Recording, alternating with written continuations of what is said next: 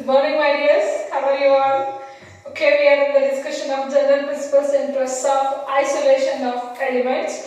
So, in the previous section, we are in the second step of isolation of metal atom. In order to isolate a metal atom, we have to follow two further processes. First, conversion of any form of ore into corresponding oxide, and the second one is a reduction of that oxide form to metal atom.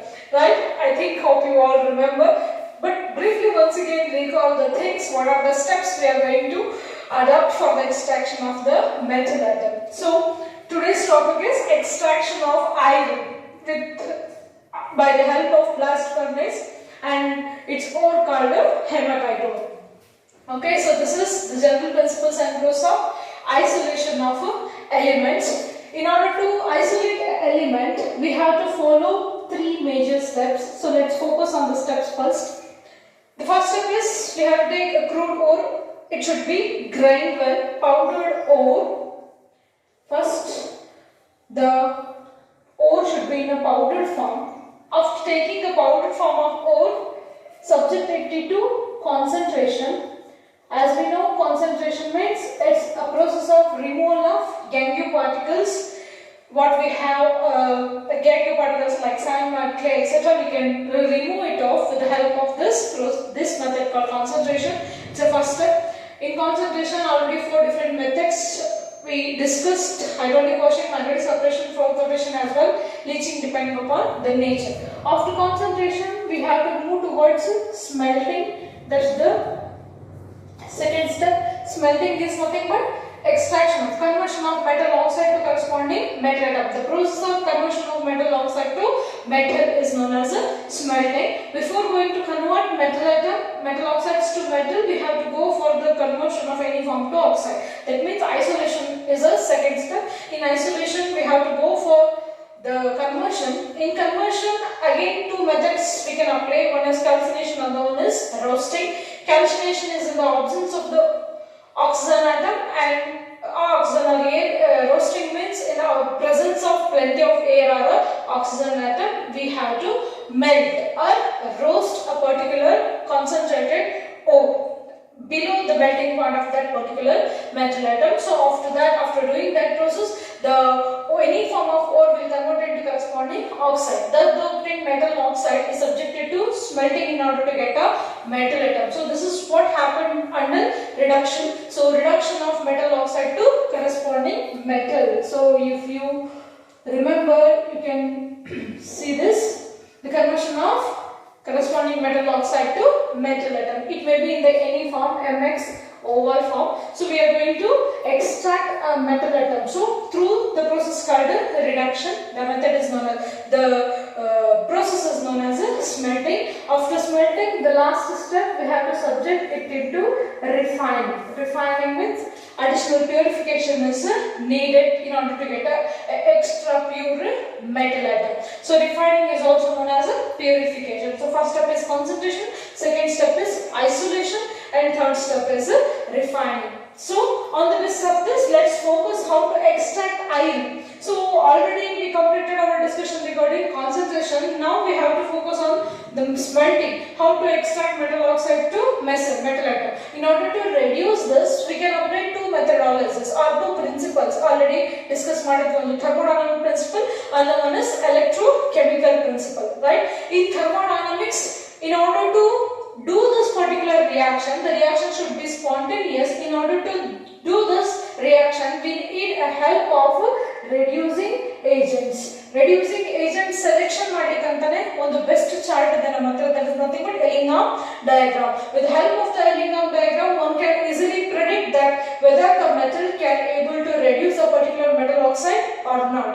Keeping in mind that in Ellingham diagram, the metal lies below in the Ellingham can able to reduce all the above metal oxides, because if the position of the metal atom is low in Ellingham diagram, its corresponding metal oxide will be more and more stable. So based on that Ellingham diagram, it is able to choose a particular reducing agent for a particular metal oxide. On the basis of that reducing agent, we can easily make the reaction as a spontaneous, so we can convert this metal oxide to corresponding metal atom. Now we have to do the same thing for extraction of iron. So after concentration, the hematite ore is subjected to smelting process in order to extract iron from its corresponding concentrated hematite ore. We have to use apparatus. The apparatus is known as a blast furnace. Let me go one by one. So this is most important point. You have to focus more. Extraction of iron. So many times in annual examination, the question is directly based on extraction of iron. Write the equations corresponding to the temperature, or write a neat label diagram of blast furnace and explain the process like that. The 3 marks will directly ask on this particular topic. So focus on extraction of iron. Extraction of iron is carried over in blast furnace, the apparatus, and with the help of the ore. What we are choosing for the extraction of iron is known as the hematite ore. Hematite with the molecular formula Fe2O3.XH2O.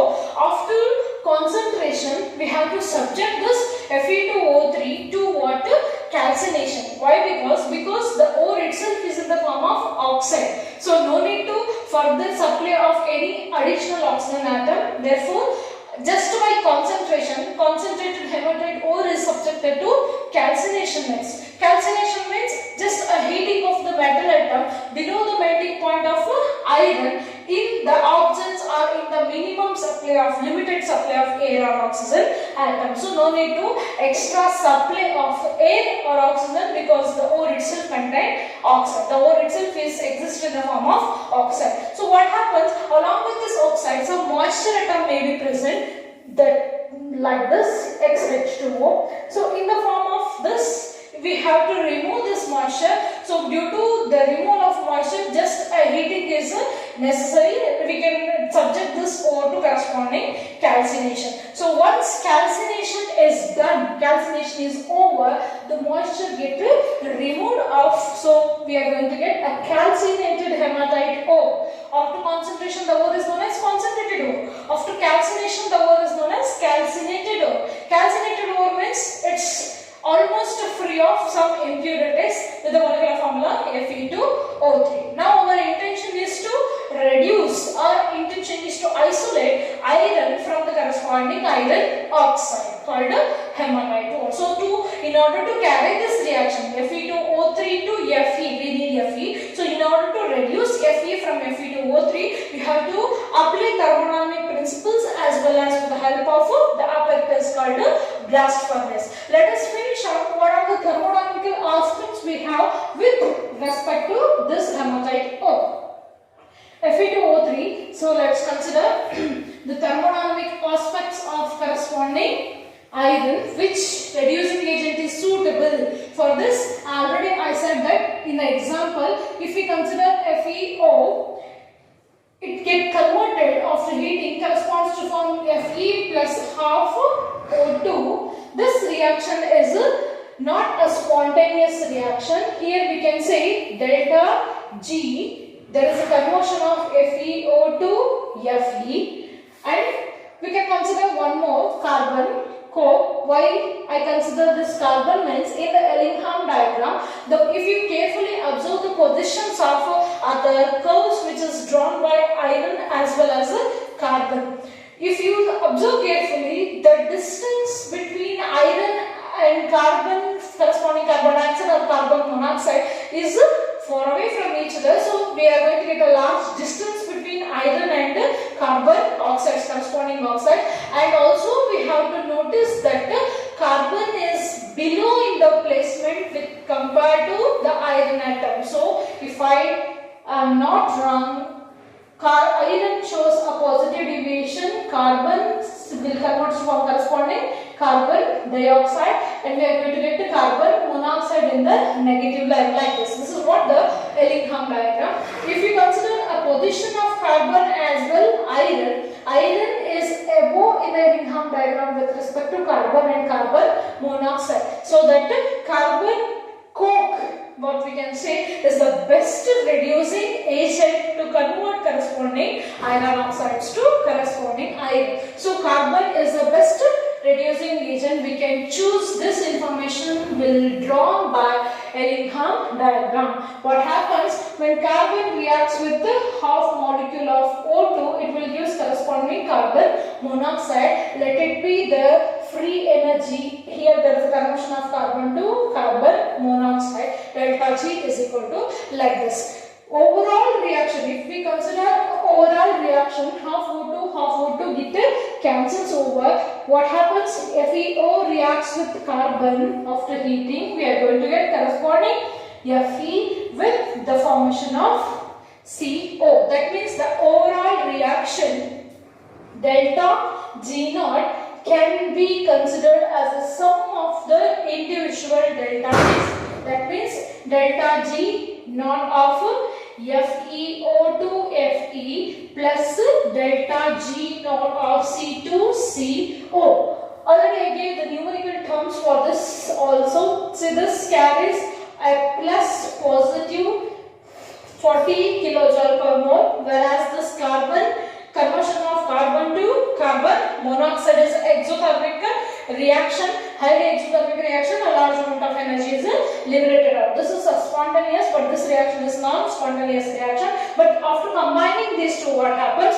This will give 100 kilojoule per mole. By simplification, we are going to get delta G naught is equal to minus 60 kilojoule per mole. That means minus delta G naught value for the conversion of FeO to corresponding Fe with the help of this carbon to carbon monoxide. Simply we can take delta G naught overall reaction is equal to minus 60 kilojoule per mole. If delta G value is negative, then the reaction is spontaneous. Spontaneous in the sense reaction if we used carbon as a reducing agent. Why carbon is used as a reducing agent? You have to write like this. You have to explain with the help of Ellingham diagram. If you consider the placements and carbon lies below the Ellingham diagram when compared to iron, so corresponding its oxides are more stable than that of iron atom. So with the help of carbon atom, the overall reaction will turn into spontaneous manner. So we can choose coke or carbon as a best reducing agent for the conversion of iron oxide to corresponding iron. So this is what thermodynamic aspects. So with the help of reducing agent, we can convert, how beautiful it is, we can convert a non-spontaneous reaction into spontaneous reaction. So now let us directly move on to the process what we adopted in the extraction of the iron is. So we have to use blast furnace. Why? Blast furnace is around 60 to 70 meters and it is made by bricks, and like ನಮ್ಮ house ಕಡೆ ಯಾವ ತರ ಆಗಿರ್ತದಲ್ಲ strong ಆಗಿ ಅದೇ ತರ ಒಂದು ಮನೆ ಕಟ್ಟಿರ್ತಾರೆ. ಯಾಕೆ? Because the reactions inside happening, what is going to happen in a future in the extraction of iron are exothermic in manner, and different zones of temperature is going to create out. So in order to avoid blast nothing, so we have to use this blast furnace because of variation in the temperature. It's just made by bricks and some heavy steel materials. This is what the outline structure of a blast furnaces. So we can write a skeletal structure like this. Here two windows are open just because to blast a hot air. These are the inlet for hot air. Here we have to blast a hot air. That's why the diagram is the apparatus is known as blast furnace. Why? Because already preheated air is going to supply inside the furnace. Preheated air is supplied. These are the two inlets like this. Inlets for the supply of hot air. And here two separations we can see after the extraction. One is for the isolation of molten air and the rest one is for the slag formation zone I am writing. of knowing the reactions, you will be finalized what it is actually. This outlet is for slag and this outlet is for molten iron, what we are going to extract through this diagram. And we have a neck part here. This neck part is known as a throat, and most of the reactions what is going to happen here only. So this portion is known as belly and this is known as heart. So we are going to get three parts, different zones, different parts we can observe here in a blast furnace. Obviously it is made by what I said, it's a brick like this. In order to protect, that's it. Because of different zones, temperatures are going to maintain here and it will be maintained through reactions only. What happens, and also we have one inlet like this for the supply of the powdered ore and etc. See, this is what the observation we can see, and here also one outlet we have to maintain for the exhausted gases. Apparatus setup is over. Now let us move on what the process is going on. So to this we have to consider a calcinated ore here. Calcinated ore means any form is converted into corresponding, it's a oxide. So what happens if we pour like this? Gently a small amount of ores will going to drop out from the top like this. Clear? So this is what the inlet for the passing of powdered ore, calcinated ore. Here what are all the things we have to input? What it is means calcinated ore. First of all, calcinated ore plus along with the calcinated ore, that is nothing but Fe2O3 we are following. Along with calcinated ore we have to add coke. Coke is a reducing agent, so carbon or coke is added along with that carbon, and some amount of limestone should also be added. Limestones are nothing but calcium carbonate is added. Why I will say why we are adding limestone here, and that too in the ratio of 8:4:1. So we have to maintain the ratio in order to get a better result. Calcinated ore is mixed with the coke and lime water in the ratio of 8:4:1. A small amount of limestone is also added because it acts like a flux. Remember, it acts like a flux. It is helpful for the removal of silica in the form of corresponding silicate as a slag. And coke, obviously it is used as a reducing agent which helps to reduce corresponding iron oxide to iron. So simply, if I want to explain the process, what happened here, a mixture of ore, coke and limestone is poured from the top, then hot air is blown from the bottom. Then what happens, this hot air is going to connect with the carbon atom which is there in the mixture, and it get heated, it get reacted with the carbon, and carbon reacts with oxygen to form corresponding carbon dioxide and carbon monoxide. That was happening here in this particular region. Focus my dears, equations are important to understood. So focus here. What happens? If we blow a hot air, that air is going to react with the carbon atom to form corresponding carbon dioxide as well. This carbon dioxide going to interact once again with the carbon to form corresponding carbon monoxides. And since these two are highly exothermic reactions, delta H is equal to negative. More amount of energy is going to liberate it out. We can see different zones are going to create here. Here, this reaction is happening because it is exothermic. The temperature is maintained as 2170, and later on what happens with it is around 60 to 70 meters length, so that the temperature upper in the temperature is lower when compared to that of the down why? So it is having a high temperature in the down region. Why? Because that is what I said, near to the heart region. So why? Because exothermic reaction is going on. After the formation of carbon dioxide or carbon monoxide, since these two are gases, it will be move in an upward direction. The gases will start moving in an upward direction, and the temperature zones also reduced in an upward manner. So what happens? 2170 get reduced up to 1570 here, and 1070 finally it will maintain 570 degree Kelvin. So like that, different temperature zones we can observe in the blast furnace. That's because of the variation in the temperature. So since here there is a combustion is happening, this zone is known as a combustion zone.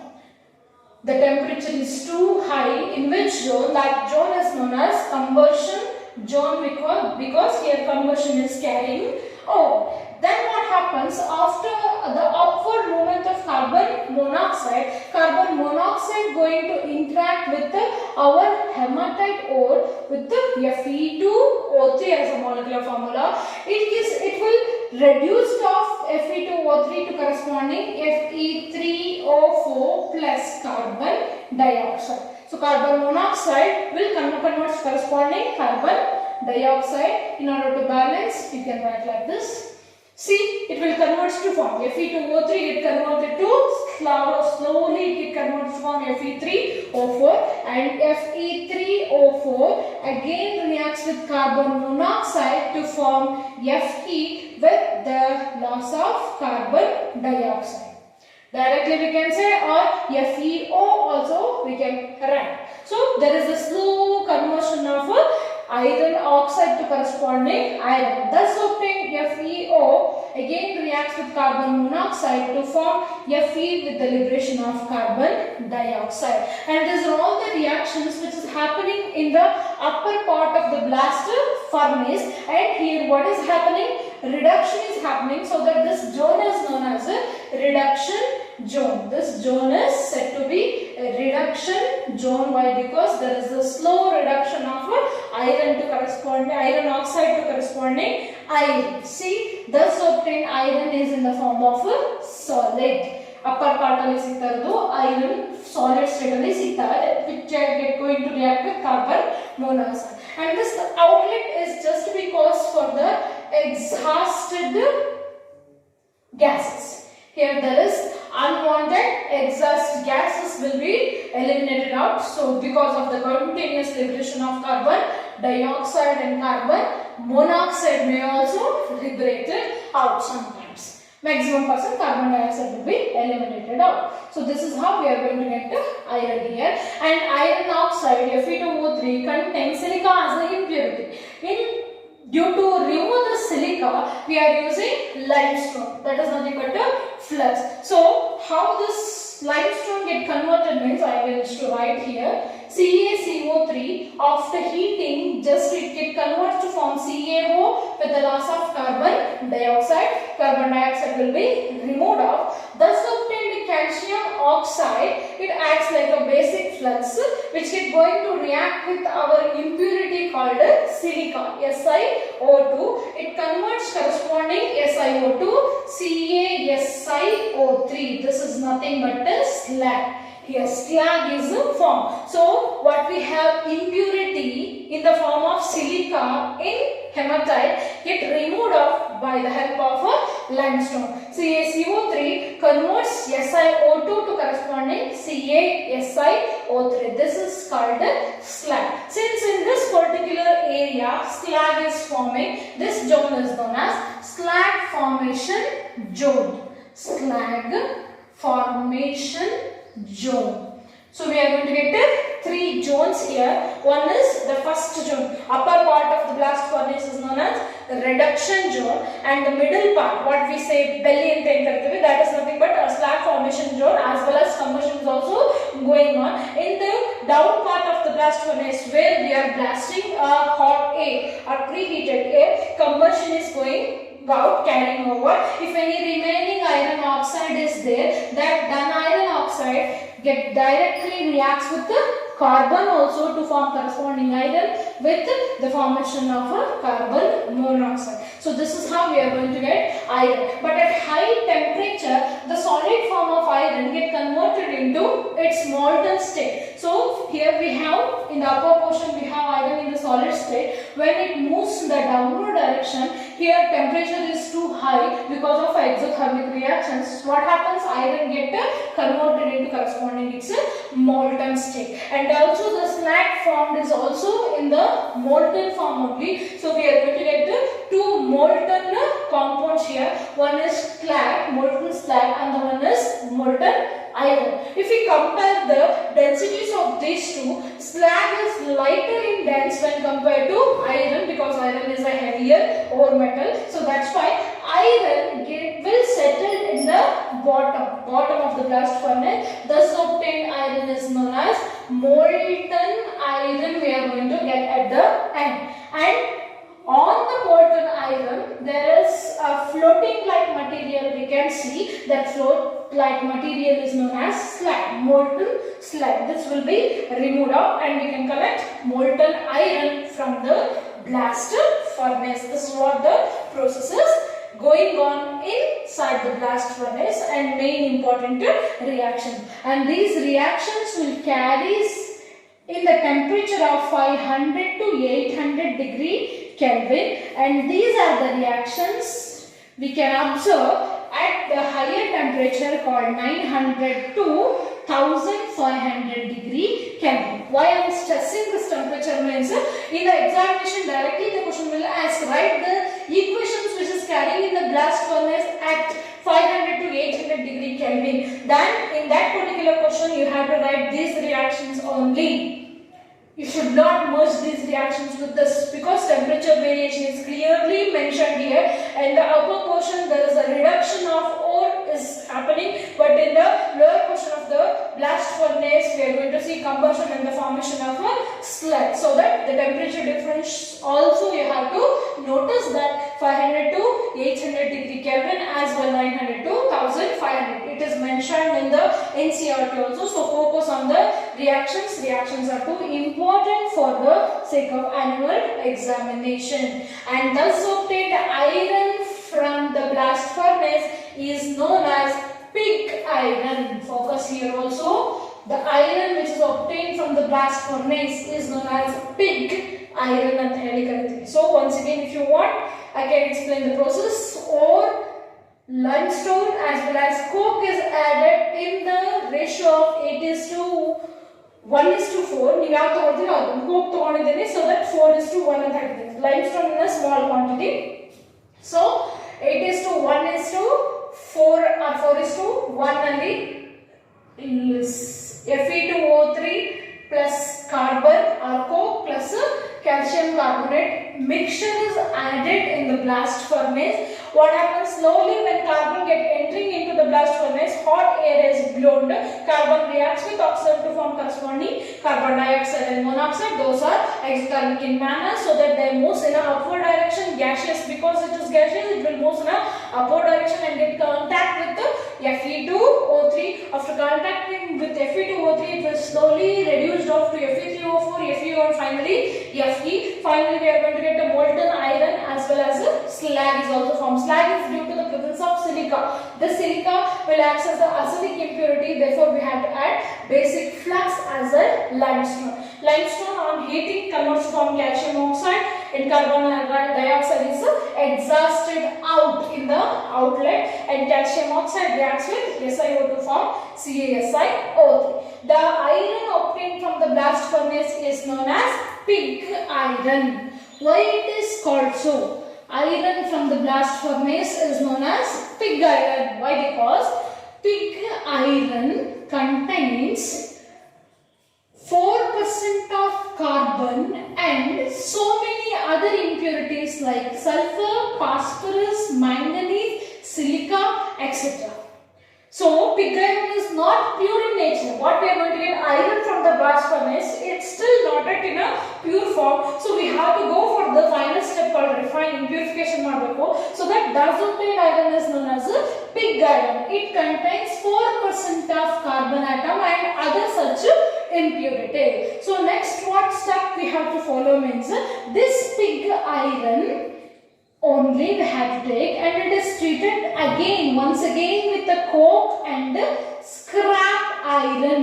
Scrap iron means a waste iron which supports for the conversion, which is supposed to remove actually the impurities. So scrap iron and pig iron is again considered in the blast furnace along with the coke, and when hot air is blown again ಮತ್ತೆ hot air na blown ಮಾಡಿ same blast furnace ಅಲ್ಲಿ consider ಮಾಡಿದ್ರೆ again reaction na carry out ಮಾಡಿದ್ರೆ the percentage of impurities get reduced. ಮತ್ತೆ process ಅನ್ನು ಮಾಡ್ತಾ ಇದೀವಿ, percentage reduce ಆಗುತ್ತೆ from 4% to 3% carbon and other such impurities. Thus obtained iron is known as cast iron. So how we are going to get cast iron? Cast iron is obtained by treating pig iron with coke with a small amount addition of scrap iron again in the blast furnace, and on passing the hot air it will reduce the percentage of impurities get reduced from pig iron to cast iron. ಅದನ್ನೇ ತಗೊಂಡು ನಾವು prepare ಮಾಡ್ತಾ ಇದೀವಿ. So 4% carbon ಇದ್ದು 3% ಗೆ reduce ಆಗುತ್ತೆ, and some amount of impurities get also will be reduced of minimum ಇಲ್ಲಿಗಿಂತ ಇಲ್ಲಿಗೆ impurities ಕಡಿಮೆ ಇರುತ್ತೆ. ಹಾಗೆ ಇದನ್ನ cast iron ಅಂತ ಹೇಳಿ ಕರೀತೀವಿ. This is also not a pure in nature. Therefore again we have to take this cast iron. Again cast iron na consider ಮಾಡಬೇಕು, and it get treated with hematite ore. Hematite ore ಅಲ್ಲಿ ಮತ್ತೆ furnace ಅನ್ನು consider ಮಾಡಿ in the furnace only treat this cast iron with the hematite ore, and hot air is blown. Then what happens? The impurities present, most of the remaining minimum impurities like sulfur, phosphorus, manganese, silica as well carbon. What we can say, the impurities in the molten iron or cast iron will be removed off in the form of corresponding oxide. As sulfur will reduce to sulfur dioxide, phosphorus on react with the hot air in a blast furnace to form phosphorus pentoxide, manganese on reaction to form MnO2, corresponding oxides are removed. Si will remove to form SiO2, and this SiO2 will be removed off with the help of calcium carbonate, and carbon on reacts with the oxygen to form carbon dioxide. These are all the impurities will be removed off by again heating cast iron with the hematite ore and oxygen. Hot air blown from the bottom in the blast furnace only. So if we repeat the reactions, what happens? The percentage of impurities goes on removing. So finally with the help of cast iron, what we are heating and we are getting the iron is known as malleable iron or a wrought iron. Wrought iron or malleable iron ಅಂತ ಹೇಳಿ ಕರೀತೀವಿ. So this is the pure form of iron. Finally, after removing all impurities in the form of oxide, from the cast iron, what we are getting iron at the end is known as malleable iron or wrought iron ಅಂತ ಹೇಳಿ ಕರೀತೀವಿ. So this is what the pure form of iron is. This is how we can extract iron from its ore called hematite with the help of blast furnace. Furnace ಅನ್ನು use ಮಾಡಿಬಿಟ್ಟು different zones ಅಲ್ಲಿ reactions carry ಆಗ್ತಾ finally we are going to get a pure form of iron called wrought iron or malleable iron ಅಂತ ಹೇಳಿ ಕರೀತೀವಿ. Understood dears? So once again practice the things. You have to practice how to write the neat label diagram of blast furnace and focus on the reactions which is carrying in a different zones and what percentage we have to choose. This is very important for entrance examination. In KCET, the question is asked so many times in entrance as well. It's very important. So focus on extraction of iron from blast furnace by using its ore called hematite. We are going in the next session. We are going to concentrate on extraction of copper, extraction of zinc. These three are based on purely thermodynamic principles. That means with the help of reducing agent, we are going to extract.